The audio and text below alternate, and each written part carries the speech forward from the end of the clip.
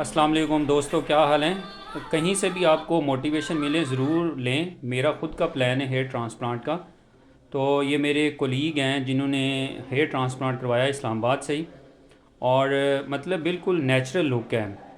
तो अगर आपने किसी ने भी हेयर ट्रांसप्लांट करवाना है तो मुझे ज़रूर बताएं, क्योंकि ये मेरे लिए भी एक प्लस पॉइंट है। मैं इन्हीं को फॉलो कर रहा हूँ।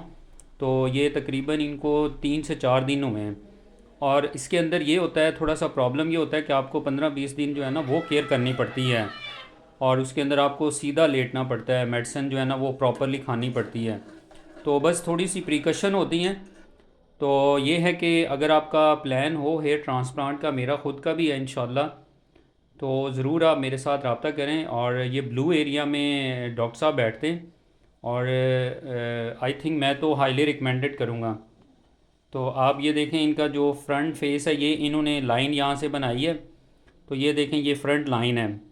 तो माशाल्लाह से ये है कि मौला इस इन पे करम करे, और ये बड़ा बेहतरीन है। और इन्होंने ख़ुद ही देखें, इनकी मोटिवेशन थी कि मैंने करवाना हर कंडीशन पे।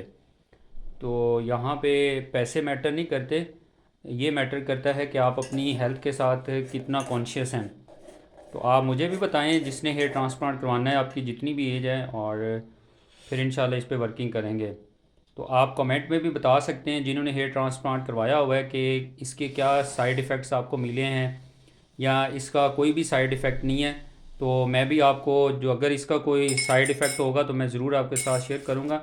बट एज सच कोई भी साइड इफ़ेक्ट नहीं है। भाई ने पहले भी हेयर ट्रांसप्लांट करवाया हुआ था, मुझे भी बार बार कहते थे यार करवा लो करवा लो। तो बस मैं उनको अभी थोड़ा डिले ही कर रहा हूँ कि यार बस मैं भी शुरू करवाने लगा हूँ।